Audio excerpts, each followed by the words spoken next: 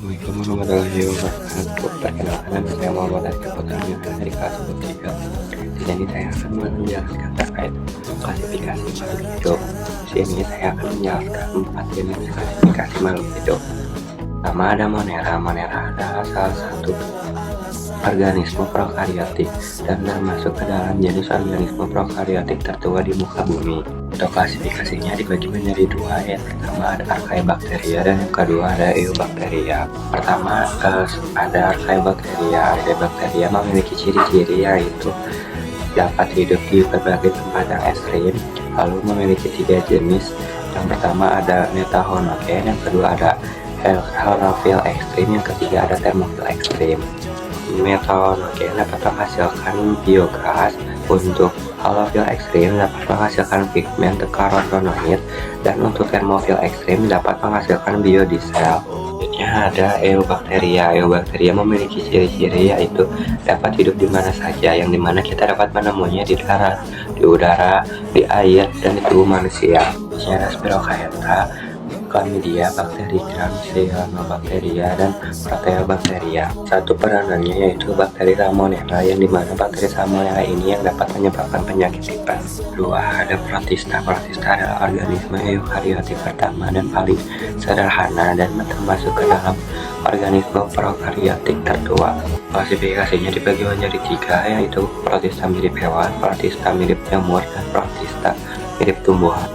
Protista mirip hewan dapat disebut sebagai protozoa. Protozoa memiliki salah satu ciri-ciri yaitu bersifat eukariotik. Lalu protozoa juga dibagi menjadi klasifikasi berdasarkan geraknya. Klasifikasinya dari Rhizopoda, Ciliatea, Flagellata, dan Sporozoa. Di protozoa ini dapat menyuburkan tanah dan juga dapat menjadi sumber makanan. Selanjutnya ada Protista mirip tumbuhan. Protista mirip tumbuhan biasa disebut sebagai alga. Alga diklasifikasi menjadi 6. Yang pertama ada alga emas, yang kedua ada alga coklat, yang ketiga ada alga api, yang keempat ada alga merah, yang kelima ada alga hijau, yang keenam ada ganggang hijau. Ciri dari Protista mirip tumbuhan yaitu memiliki dinding sel dan juga memiliki klorofil. Manfaat dari Protista mirip tumbuhan ini yaitu dapat diolah menjadi makanan dan juga minuman. Protista mirip jamur. Protista mirip jamur diklasifikasi menjadi 3 jenis, yaitu ada Mycomycota, Ascomycota, dan Oomycota. Tiga ada fungi. Fungi adalah kelompok makhluk hidup eukariotik yang tidak termasuk ke dalam tumbuhan maupun hewan dan juga tidak memiliki klorofil. Klasifikasinya dibagi menjadi 4, yaitu ada Ascomycota, Zygomycota, Basidiomycota, dan Deuteromycota. Pertama ada Ascomycota. Ascomycota memiliki ciri-ciri yang pertama yaitu spora seksual dan bentuk tubuh yang beragam. Mycota juga memiliki peranan penting dalam produksi makanan dan juga obat-obatan.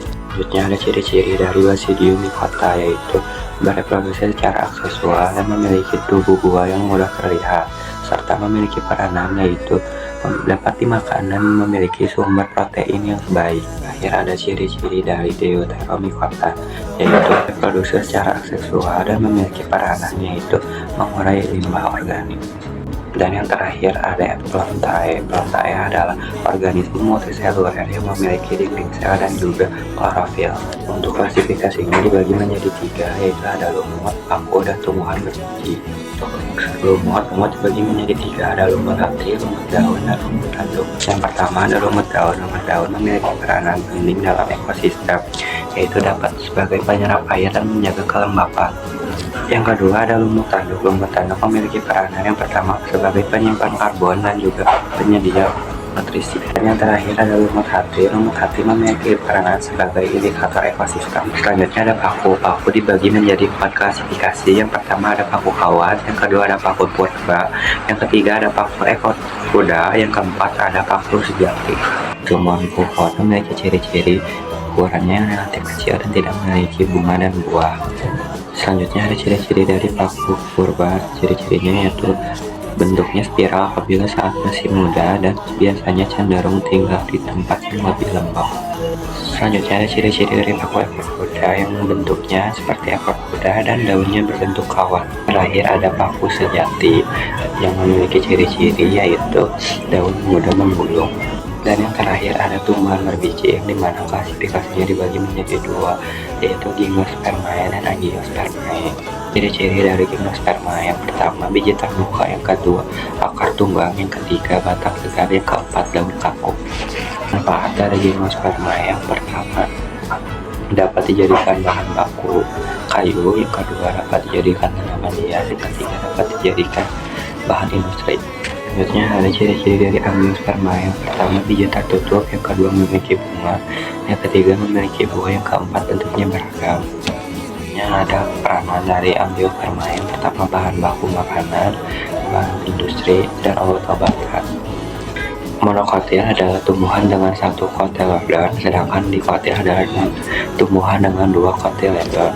Selanjutnya ada ciri-ciri dari monokotil: yang pertama, akan terserabut; yang kedua, tidak membelah saat berkecambah.